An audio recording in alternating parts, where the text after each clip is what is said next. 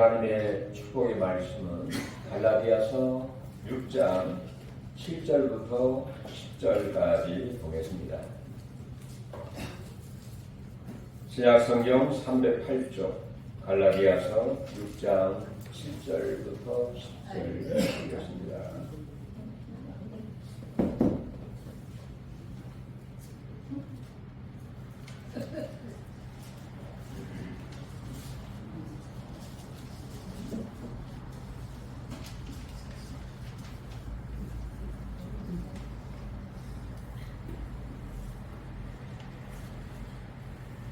우리 같이 합독하시죠. 스스로 속이지 말라. 하나님은 업신여김을 받지 아니하시나니 사람이 무엇으로 심든지 그대로 거두리라.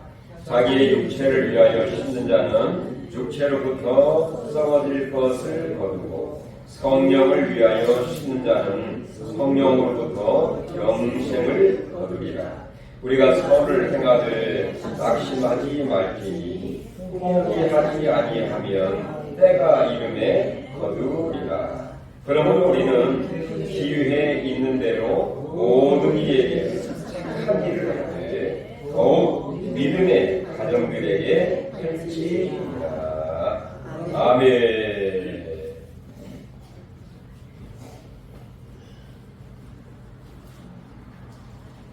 자, 계절적으로, 절기적으로 농사를 위해서 씨앗을 준비하는 그런 때가 되었습니다. 그러나 우리의 삶은 계절에 상관없이 씨를 뿌리면서 살고 있는 것이 우리의 현실입니다. 그런데 어떤 씨앗을 어떤 목적으로 어디에 뿌리느냐에 따라서 그 결과가 하늘과 땅만큼이나 큰 차이가 나게 된다는 사실을 저희들이 알게 되는데요. 그럼 우리가 어떻게 해야 될까? 오늘 성경과 본문은 심은 대로 거둔다 하는 이치를 저희들에게 말씀해 주시면서 성령을 위하여 심는 자는 썩지 아니할 영생을 거둘 것이요. 그렇게 저희들에게 말씀을 하고 있습니다. 자, 영생, 즉 생명력이 있고 의미가 있고 미래가 보장된 그 삶을 저희들에게 약속하고 있다는 것이죠. 얼마나 위대하고 정말 소중한 그런 말씀입니까? 따라서 오늘 말씀을 참고하시면서 정말 이 영생, 생명력이 있고 의미 있고 보람이 있고 미래가 약속된 풍성한 열매를 맺어갈 수 있는 하나님의 지혜를 얻을 수 있는 귀한 시간 되기를 간절히 바랍니다. 그럼 먼저 성경은 7절에서 이 심음과 거둠의 일반적이고 자연적인 그 원리를 저희들에게 말씀을 하고 있습니다. 우리 7절 같이 한번 읽어볼까요? 스스로 속이지 말라. 하나님은 업신여김을 받지 아니하시나니 사람이 무엇으로 심든지 그대로 거두리라. 이 바울 사도는 자연의 불변의 법칙입니다. 즉 심은 대로 거둔다. 이것은 자연과 일반적인 불변의 법칙이죠. 곡식을 심으면 뭘 거둡니까? 그 곡식을 거두게 되어 있습니다.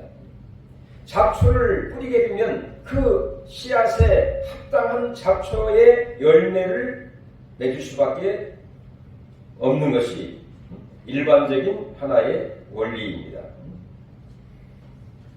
그런데 오늘 하나님께서 스스로 속이지 말라. 예를 들어서 콩을 심었는데 땅콩이 맺히기를 바란다든지 또 아주 작게 심었는데 많은 것을 기대한다든지 이것은 결국에 자기 자신을 속이는 것이죠. 자기 자신을 속일 뿐만 아니라 하나님을 속이는 이 속임수에 불과하다는 얘기입니다.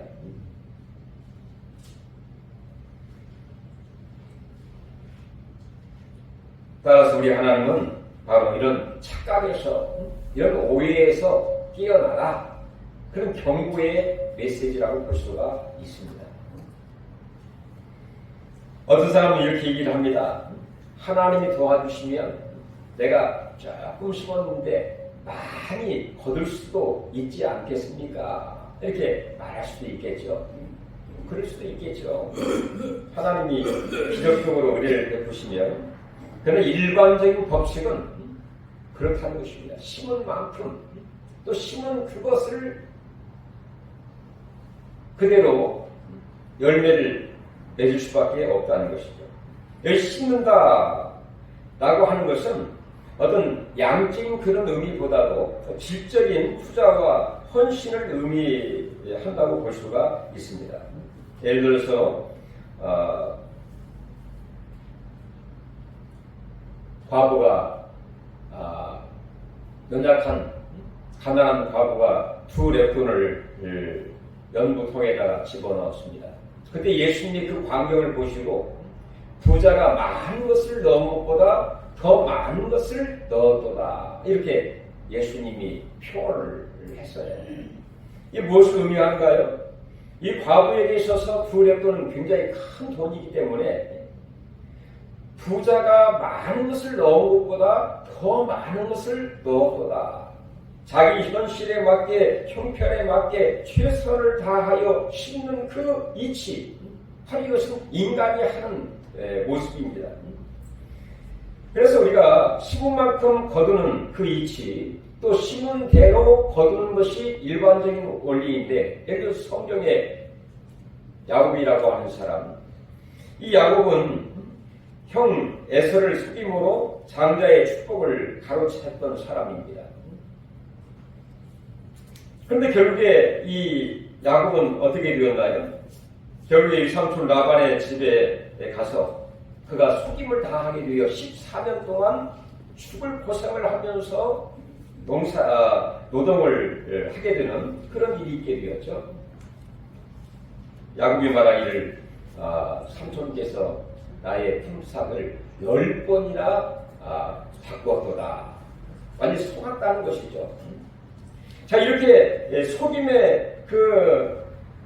속임으로 심을 때 또한 속을 수 있는 그런 가능성이 훨씬 더 많다는 것을 우리에게 이야기하고 있지만, 또 하나님께서는 우리가 하나님 말씀에 순종하고 믿음으로 하나님 말씀을 따라 최선을 다하게 될 때에는 하나님은 내가 심은 것 이상으로 은혜를 베푸시는 그런 경우도 있습니다.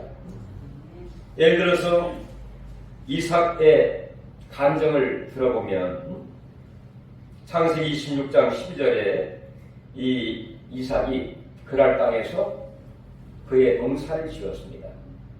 농사를 지었는데 하나님께서 은혜를 주셔서 거둘 때 100배의 수확을 거두게 되는 그런 수확을 얻게 되었죠. 왜 그럴까요? 자, 기근 든 그런 상황에서도 하나님의 약속의 말씀을 믿고 순종함으로 그 땅에 떠나지 아니하고 그 땅에서 농사를 지게 되었습니다. 자, 그때 하나님께서 그 이삭의 농사 심은 것에 100배의 수확을 얻게 되는 그런 은혜를 경험을 하게 된 것이죠.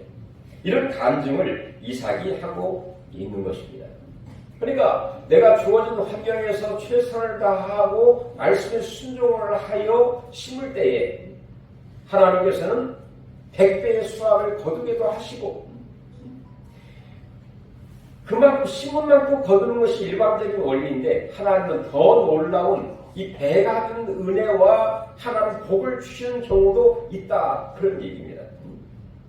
바로 물질뿐만 아니라 어떤 우리의 기도와 사랑과 섬김과 전도와 복음을 전하는 바로 이런 씨앗을 심을 때에 우리 하나님은 놀라운 축복으로 거두게 하시는 그 원리를 우리에게 말씀해 주고 있죠. 예수님께 승천하기 전에 마태복음 28장 20절에 보면 너는 모든 족속에 가서 내가 분부한 모든 것을 가르쳐 지키게 하라. 그리하면 세상 끝날 때까지 내가 너와 함께 있으리라. 이렇게 약속을 했습니다. 그러니까 하나님의 말씀을 순종하여 하나님의 말씀을 모든 족속에게 가서 분부하는 것을 가르치고 전도하고 말씀을 순종하게 할 때, 순종하게 될 때 우리 하나님이 함께 하시기 때문에 함께 하신 임마누엘의 그 은혜와 역사를 통해서 바로 기적이 나타나기도 하고 능력이 나타나기도 하고 100배의 수확이 나타나기도 하고 왜? 주님이 함께 하시기 때문에 바로 우리 예수님께서 나를 통해서 역사하시기 때문에 그분의 사역과 그분의 능력과 그분의 놀라운 이 권능이 나를 통해서 나타나기 때문에 내가 계획에도 없었던 내가 생각했던 것 이상의 풍성한 결과와 은혜와 능력을 경험할 수도 있다. 그런 얘기입니다. 바로 이것이 하나님의 심음과 거듭의 일반적인 원리이면서 하나님 축복의 원리라고 볼 수가 있는데요. 그러면 8절 보면 우리가 과연 무엇을 위해서 무엇을 심을 것인가? 그 결과가 큰 차이가 나게 되는데 우리 8절을 다 같이 한번 읽어볼까요? 자기의 육체를 위하여 심는 자는 성경을 위하여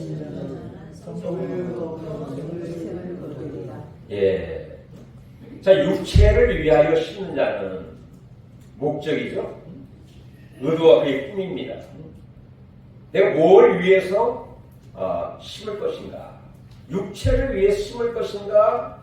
반대로 성령을 위해서 심을 것인가? 예수 육체라고 하는 것은 육체를 위하여 육체라고 하는 것은 자기의 어떤 욕망입니다. 자기의 추구하는 쾌락입니다. 또 세속적인 그 야망을 가리키고 있다고 볼 수가 있어요. 그러니까 자기의 어떤 욕망과 쾌락과 세속적인 그 야망을 위해서 심는다, 살아간다 그런 얘기입니다. 거기에 내 인생을 투자하고 나의 물질과 젊음과 나의 모든 정욕과 모든 것을 그 목적과 그 의도를 위해서 심고 살아가는 자에게는 그때는 나름대로 행복한 그런 마음이 들기도 하겠죠. 내가 모든 것을 다 가진 것 같은 착각을 가질 수도 있습니다. 그런데 시간이 가면 갈수록 또 정신을 차리고 나면 이것은 아닌데 남은 것이 전혀 없다는 것입니다. 왜? 썩어질 것을 거두고 이 썩어질 것은 나중에는 다 없어져 버린다 그런 말이죠. 자, 그 전에 내 모든 것을 거기에 걸었는데 나중에 시간이 지나고 정신을 차리고 보니까 아무것도 없어요. 내 손에 잡힌 것도 없고 마음에 남는 것도 없고 결국에 남는 것은 정말 아쉬움과 후회와 원망과 상처만 남을 뿐이라는 것입니다. 썩어진 것, 정말 빈털터리, 손에 잡힌 것이 아무것도 없는 마치 먼지 같고 안개와 같은 그런 인생의 결과가 그의 인생에 있게 된다 그런 얘기죠. 성경학자 유진 티퍼스라고 하는 사람은 이 썩어질 것을 잡초라고 해석을 하기도 했습니다. 자, 잡초는 어떤 것인가요? 눈으로 보기에는 아주 부드럽습니다. 거의 비슷한 그런 모양과 색깔과 아름다움을 간직하고 있어요. 그런데 그 잡초는 열매가 없습니다. 주인이 원하는 열매와 곡식과 전혀 주인에게 기쁨이 되지 못하는 하나의 결과물인 것이죠. 눈에 보이는 좋아하지만 전혀 유익이 없는, 남는 것이 없는, 오히려 베어서 버려야만 하는 그런 것이 바로 이 잡초. 그러니까 육체를 위해서 심는 자는 결국에 쓸모없는 잡초와 같은 그런 결과만이 남게 된다. 그런 얘기입니다. 창세기 15장 19절에 보면 이 아브라함이 육체를 따라 낳은 자식이 있습니다. 하갈을 통해서 이스마엘을 낳게 되었죠. 그래서 이스마엘은 결국에 유혹도 없어요. 바로 이것은 무엇을 의미하는가요? 바로 육체를 따라서 심는 자에게는 그 의미와 보람과 유혹과 결과가 무가치하고 또 잡을 것이 아무것도 없는 그런 빈털터리 같은 그런 결과를 낳을 뿐이다 라는 것을 저희들에게 경고해 주고 있는 것이죠. 그런 반면에 성령을 위해서 심는 자는 목적입니다. 성령을 위해서 심는 자는 성령을 통해서 썩지 않는 영생을 거두게 될 것이다. 자, 성령을 위해서 심는다. 이 성령을 위하여 이 성령님은 어떻게 해석할 수 있는가?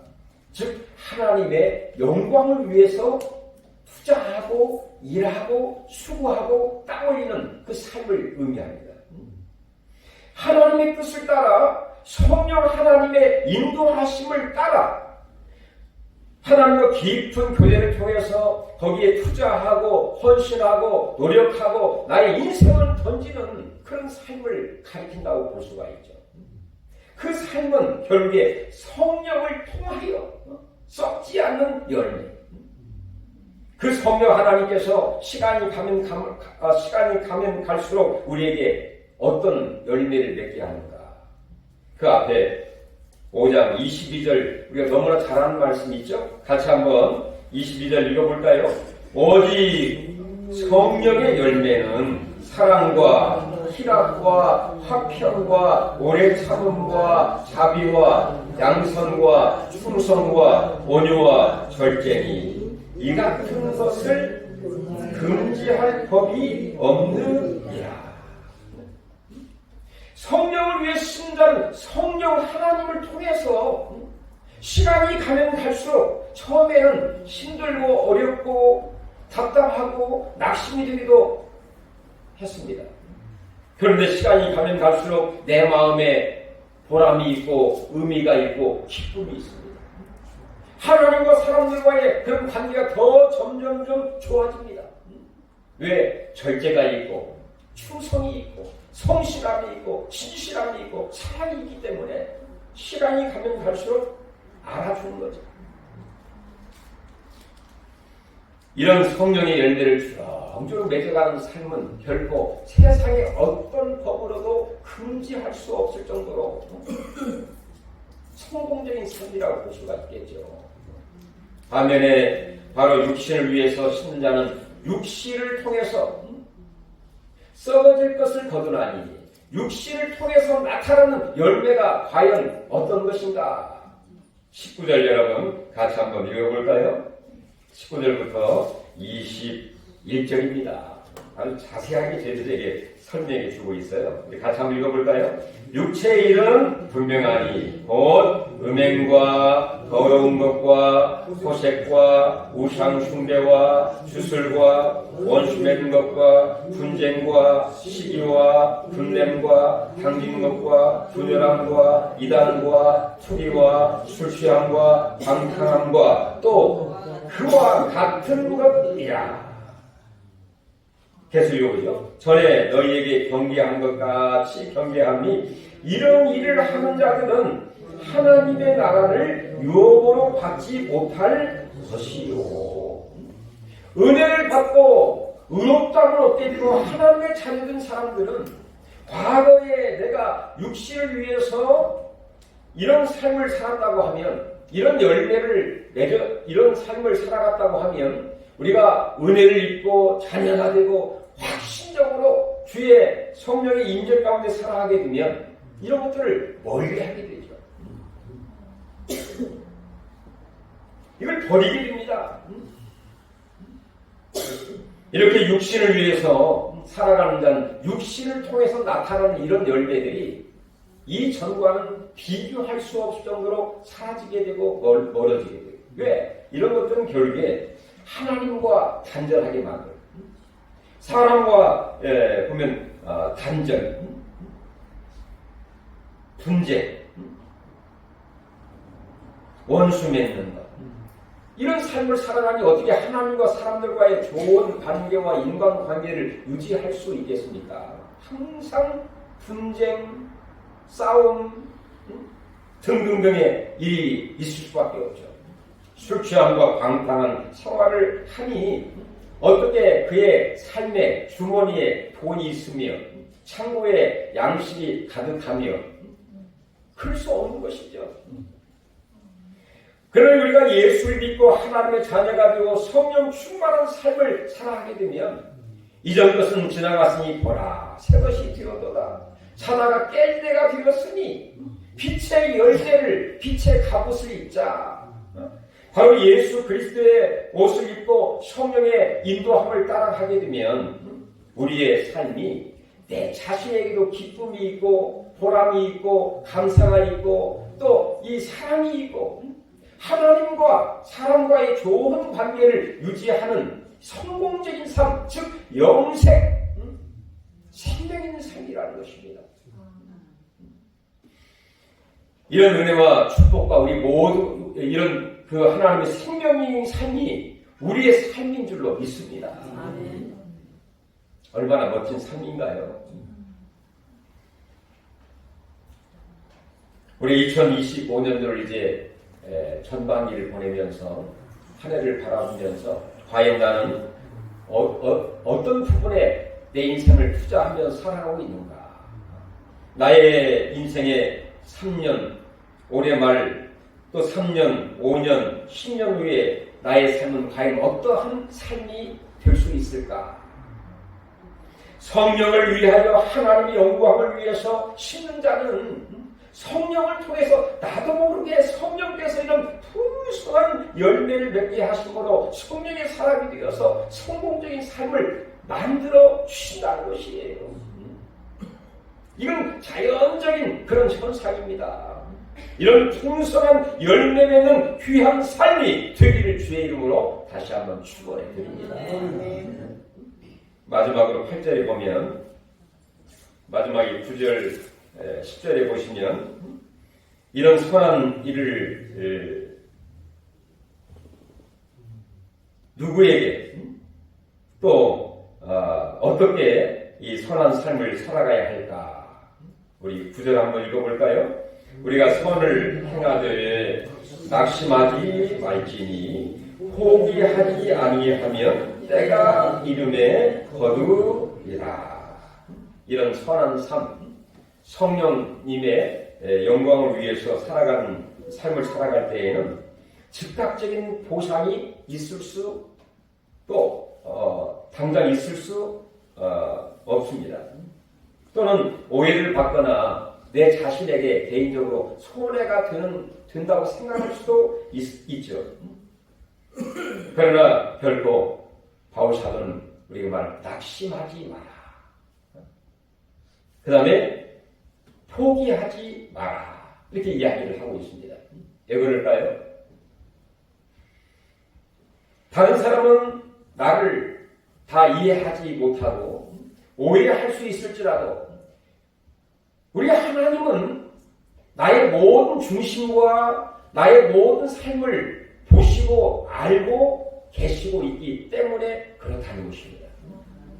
그러므로 인해서 3년 때가 되면 그 열매가 맺히는 것처럼 우리가 선한 그 일에 투자하고 심는 그 사역에 하나님 때가 이르게 되면 열매를 맺는 것처럼 하나님께서 이 선한 일에 열매를 맺게 해주시기 때문이다. 이렇게 이야기를 하는 것이죠. 그렇기 때문에 바울 사도는 기회에 있는 대로 10절에 그러면 우리는 기회에 있는 대로 할 수만 있으면 기회에 있는 대로 누구에게? 모든 이에게 할 수만 있으면 모든 사람과 화목하고 할 수만 있으면 기회인 대로 모든 사람에게 착한 일을 하되 착하고 선한 일. 우리 예수님이 이 땅에 오실 때 마태복음 25장에 보면 세 가지의 비유로 얘기를 하고 있죠. 양과 염소의 비유를 통해서 양은 이 선한 일을 행했던 이 하나의 부류를 가리키고 있습니다. 반면에 염소는 그렇지 못한 사람들을 가리키고 있죠. 그때 마지막 때에 주님께서 이 선한 삶을 살아가는 사람들에게 바로 그 심판자 오른편에 앉으라 이렇게 말씀을 한 것처럼 기회 있을 때마다 모든 이에게 착한 일을 하는 그 사람들 하나님이 다 알고 계신다는 것입니다. 성경에 보면 도르가 또는 다비다라고 하는 여인 사도행전 9장 36절에 나와 있죠. 그가 살아있을 동안에 바느질을 하고 또 기타 여러 가지를 통해서 많은 사람들에게 착한 일과 구제한 일을 했습니다. 그러나 그가 그만 죽게 되었죠. 많은 사람들이 슬퍼했습니다. 애달퍼했습니다. 왜? 그렇게 착한 일을 하고 구제를 하고 돌봐주는 일을 했던 사람이 갑자기 세상을 떠났으니 얼마나 허망하고 가슴이 아픈 일입니까? 바로 그 도로가 결국에 어떻게 되었나요? 하나님의 은혜로 다시 살아나는 은혜를 입게 된 것이죠. 또한 누가복음 14에 보면 선한 사마리아 사람이 소개가 된 것입니다. 이 사마리아 사람은 정말 유대인들이 관계하지를 싫어하는 그런 사람이에요. 근데 어떤 사람이 여리고로 내려가다가 강도를 만나 거반 죽게 되는 일이 발생했습니다. 자, 그 광경을 보면서 내인도 지나가고 제사장도 지나갔는데 이 사마리아 사람이 그 사람에게 그를 치료하면서 또 그를 주막으로 데려가서 자기가 가지고 있는 모든 것을 다 주면서 그를 돌보도록 부탁을 합니다. 그러면서 만약에 더 들어가는 것이 있으면 내가 돌아와서 그 부비를 보상하겠노라 이렇게 이야기를 해요. 그러면서 주님께서 뭐라고 하느냐, 이 선한 사람처럼 과연 누가 우리의 이웃이냐 그런 질문을 하게 됩니다. 여러분, 도로가 다비다라고 하는 여인, 이 선한 이 사마리아 사람, 정말 관계할 수 없는 가운데에 또 어려운 가운데에 자기의 그 어려운 형편 가운데서 많은 사람들이 착한 일을 하고 선한 일을 행한 그 사람에게 바로 그의 생명이 죽었지만 다시 살아나는 놀라운 은혜를 주실 뿐만 아니라 이 선한 사마리아 사람의 그 아름다운 선한 행동이 오고 오는 세대에 그 행한 일이 계속해서 이어지고 있지 않습니까? 왜? 그 일이 아름다운 일이기 때문인 것이죠. 우리 예수님께서 선한 목자의 삶을 살게 된 것처럼 바로 우리 예수님의 삶을 선하다 이렇게 표현하고 있지 않습니까? 선한 일, 착한 일, 바로 이 일에 기회에 있는 대로 모든 사람에게 특별히 10절 마지막 보면 어떻게 얘기하나요? 더욱 믿음의 가정들에게 할지니라. 모든 사람에게 하지만 더욱 믿음의 가정들, 이것은 바로 믿음의 공동체 하나님의 교회를 상징한다고 볼 수가 있습니다. 자, 불신자 또 이방인 믿지 않은 사람들에게 우리가 선한 일을 구제한 일을 해야 되겠지만 하나님의 믿음의 공동체에 우리가 수고하고 헌신하고 충성하고 우리의 기도를 싣는 것은 더 하나님의 아름다운 일이기 때문에 그렇습니다. 하나님 교회가 세워지고 하나님 더 영광이 되기 때문에 더욱 믿음의 가정들에게 할지니라. 여러분, 2022년 정말 이제 봄이 된 것 같습니다. 이제 꽃들이 피고 며칠 전에 3월달에 꽃샘추위, 눈이 앞이 안 보일 정도로 어마어마한 눈이 쏟아졌던 글쎄 3월 말에 중순에 그렇게 눈이 온 적이 보셨나요?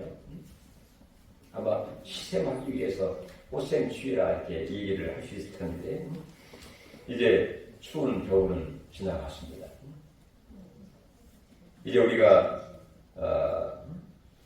새로운 봄에 씨앗을 준비하고 농사를 준비하고 우리가 정말 씨앗을 뿌리는 또 어떤 목적을 위해서 살아가야 할까? 성령 하나님을 위해서 씨앗을 뿌리는 그때 성령을 통해서 우리에게 썩지 않는 영생의 열매를 주실 것이다.